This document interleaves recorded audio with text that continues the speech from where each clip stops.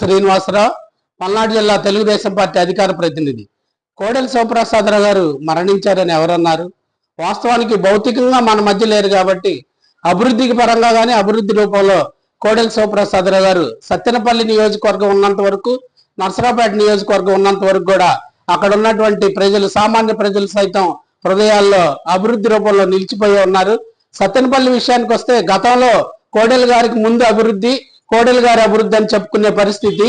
వాస్తవానికి కోడెల శివప్రసాదరావు గారు అధికారంలో ఉన్నప్పుడు కొన్ని పరిస్థితుల రీత్యా మేము కొన్ని విషయాల్లో విభేదించినప్పటికి కూడా అభివృద్ధి పరంగా చెప్పాలంటే సత్తెనపల్లి నియోజకవర్గం కోడెల శివప్రసాదరావు గారి హయాంలో జరిగినంత అభివృద్ధి మామూలుగా తర్వాత కూడా జరగలేదు.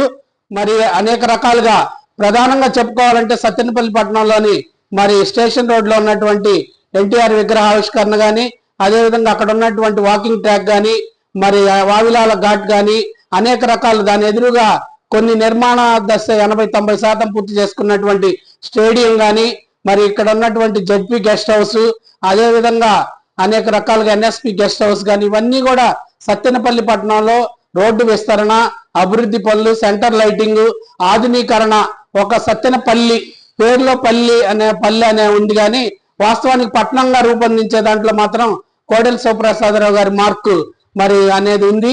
జీవితంలో మొత్తం అందరూ కూడా గుర్తుపెట్టుకోదగ్గ అభివృద్ధి అనేది కోడెల శివప్రసాదరావు గారిలో జరిగింది.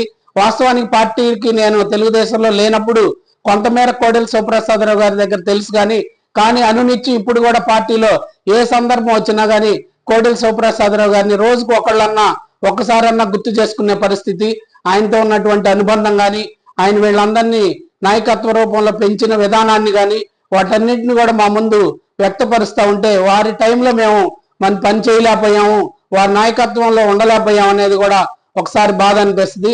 అలాంటి మహోన్నతమైనటువంటి అభివృద్ధి ప్రదాత మరి కోడెల శివప్రసాదరావు గారు 5వ వర్ధంతి ఈ రోజు అయినప్పటికీ భౌతికంగా మన దగ్గర లేకపోయినప్పటికీ కూడా అటు నర్సరావుపేట అభివృద్ధి కానీ, కోటప్పకొండ ఘాట్ రోడ్ నిర్మాణం కానీ ఇవన్నీ కూడా చరిత్రలో స్థిరస్థాయిగా నిలిచే ఇది కోడెల శివప్రసాదరావు గారి అభివృద్ధి రూపంలో ఉందని, మరి వారి యొక్క ఆత్మకు సద్గతులు కలగాలని ప్రార్థిస్తా ఉన్నాం.